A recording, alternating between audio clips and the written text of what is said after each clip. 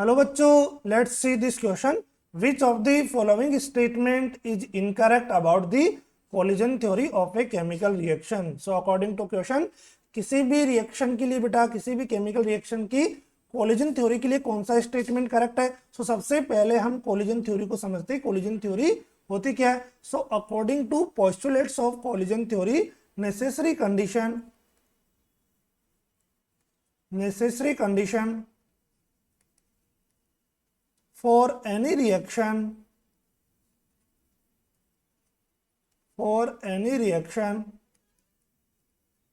occurs. so किसी भी reactions के होने के लिए बेटा कौन कौन सी नेसेसरी कंडीशंस है कोलिजन थ्योरी के regarding. So first one is the molecules have sufficient threshold energy. सो बेटा जो भी मॉलिक्यूल्स कोलिजन में पार्टिसिपेट कर रहे हैं उनके पास क्या होनी चाहिए? सफिशिएंट थ्रेशोल्ड एनर्जी होनी चाहिए.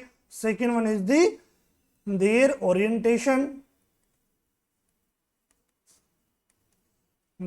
Orientation must be proper. Means बेटा जो भी मॉलिक्यूल्स कोलाइड करें उनका ओरिएंटेशन क्या होना चाहिए? प्रॉपर ओरिएंटेशन होना चाहिए, तभी क्या होगा? प्रोडक्ट फॉर्म होगा. And third one is the collision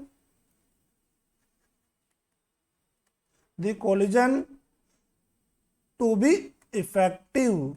जो भी बेटा मॉलिक्यूल्स के बीच कोलिजन्स हो रहे हैं वो क्या होने चाहिए? इफेक्टिव कोलिजन्स होने चाहिए. सो ये कंडीशन से बेटा कोलिजन थ्योरी के लिए जो मॉलिक्यूल्स कोलिजन कर रही है एंड प्रोडक्ट में फॉर्म हो रही है, तीनों कंडीशंस को सेटिस्फाई करने चाहिए, तभी क्या होगा? प्रोडक्ट फॉर्म होगा. सो फर्स्ट स्टेटमेंट देखिए बेटा, it consider regarding molecules or atom to be a hard sphere and ignore their structure features. तो बेटा जो भी कोलिजन थ्योरी है उसमें क्या माना गया? उनकी जो मॉलिक्यूल्स है बेटा उनकी स्ट्रक्चर को इग्नोर किया गया एंड जो एटम्स है उनको हार्ड स्फीयर माना गया. सो this one is the correct statement भी देखिए बेटा, number of effective collisions determine rate of reactions. जितने ज्यादा इफेक्टिव कोलिजन्स होंगे बेटा वो इफेक्टिव कोलिजन से प्रोडक्ट फॉर्मेशन के लिए रेस्पॉन्सिबल होंगे. मींस उन्हीं से क्या होगा? रेट डिटरमाइन होगी. So this one is also correct statement C देखिए बेटा, collision of atom and molecules possess sufficient threshold energy result into the product formation. तो बेटा यहाँ पे इस स्टेटमेंट में हमें बोला गया है कि मॉलिक्यूल्स के पास क्या होना चाहिए? सफिशिएंट थ्रेशोल्ड एनर्जी होनी चाहिए बेटा. This one is the only one sufficient condition for product formations.